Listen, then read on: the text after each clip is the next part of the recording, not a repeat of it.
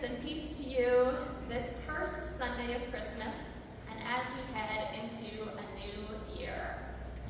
Amen.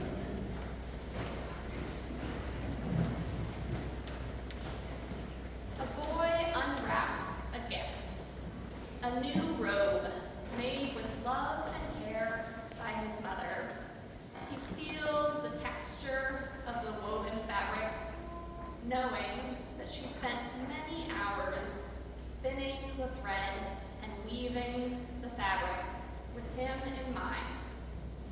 I imagine her, while she was still at home preparing the gift, running her calloused fingers along the newly woven cloth, picturing the boy who will wear it as a little robe, wondering how much he's grown and if it will fit. When he wears the robe, he is enveloped in the care of a woman he barely knows, but knows, loves, and cares for him.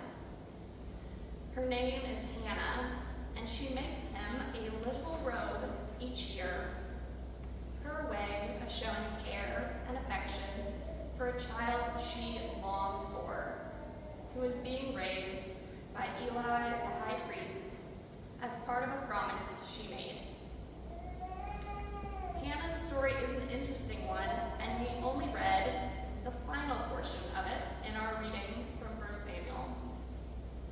Prior to this excerpt, she had been barren and longed to have children. Samuel was the gift from God she loaned back by dedicating him to service to God.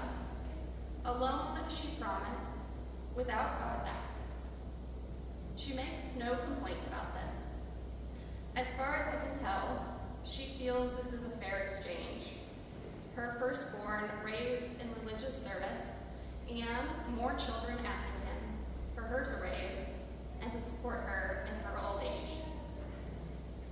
Even so, I imagine she thought about him often and wanted him to know how much she wanted him. I imagine her warmth and love woven into the very fabric of the little robes she made for him. It's a striking detail to me in this story, the phrase, little robe, and that it is included at all. This tiny detail indicating in some small way the love, affection, and care that Hannah wanted to wrap Samuel in. Hannah is hardly the first parent to be separated from her child, and she certainly isn't the last. Parents and children are separated in all sorts of circumstances, and emotions around these separations vary.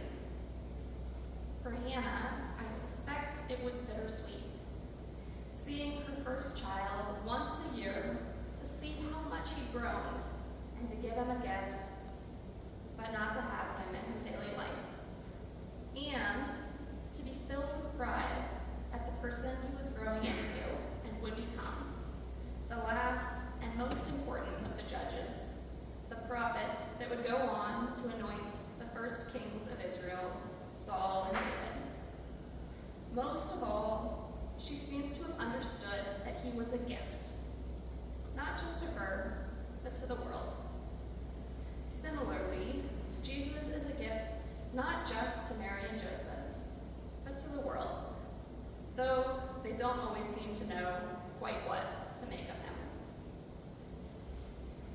In our gospel reading, we heard about Jesus staying behind when the family journeyed to Jerusalem to celebrate Passover, to spend more time learning and studying in the temple. Here we might hear an echo of Samuel's story, but unlike Samuel, who is intentionally raised by the high priest, Jesus was expected to continue to be raised by Mary and Joseph.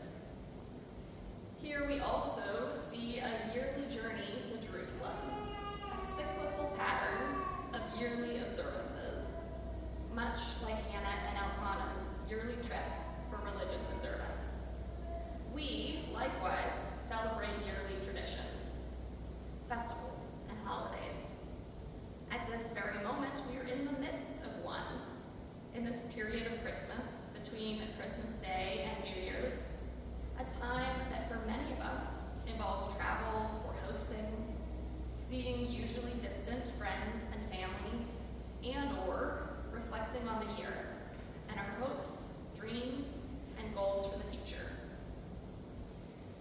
As we see people who we perhaps only usually see at this time of year, we might say or hear the phrase, "You've grown so much," or something similar. It can sound a bit cliche, especially to the children and teens hearing it from relative after relative, but it is still true. And I find myself saying it when I see how changed my own nieces and nephews are when I see them after a time apart. And even our passages today can't help but include a similar remark, ending both our 1 Samuel and Luke passages with a note about the growth of the two children. I was talking to one of our young adults the other day about the Christmas pageant and her experience of both being in it when she was younger and helping the current children of St. Paul's to prepare for this year's. What a gift to our kids to have someone who has this particular shared experience to assist and lead them.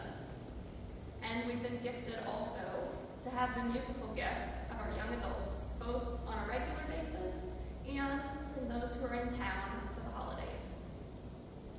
This Advent and Christmas, I've been shown pictures of Christmas pageants of the past, and I, cliche as it is, couldn't help but notice how much the kids of St. Paul's have grown.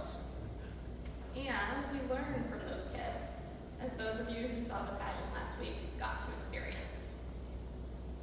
Perhaps that's what we should most notice in these passages, and the passages that surround them. Both Samuel and Jesus experienced God's calling, favor, and wisdom early in their lives. Already, they had gifts to share with the community. Already, they were serving God. Even though Mary and Joseph knew before he was even born that Jesus was the Son of the Most High, for whatever reason, they were still surprised by his staying in the temple in his adolescence.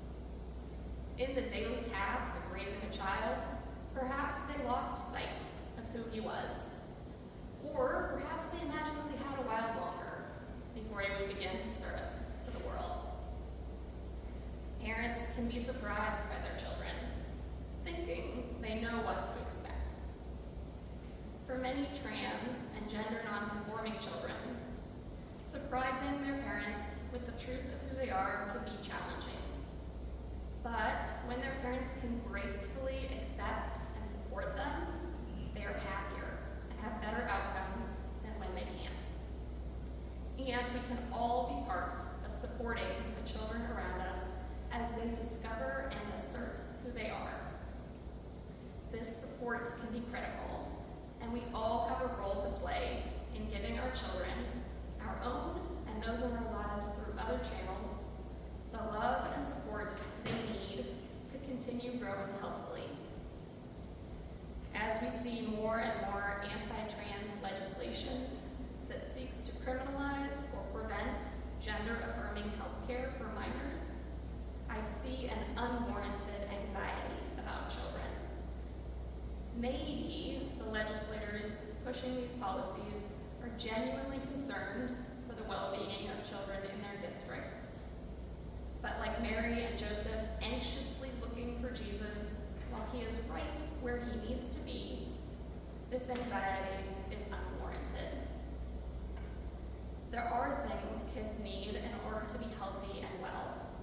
They need physical and emotional safety, food and shelter, health care, and love and support from the adults in their lives.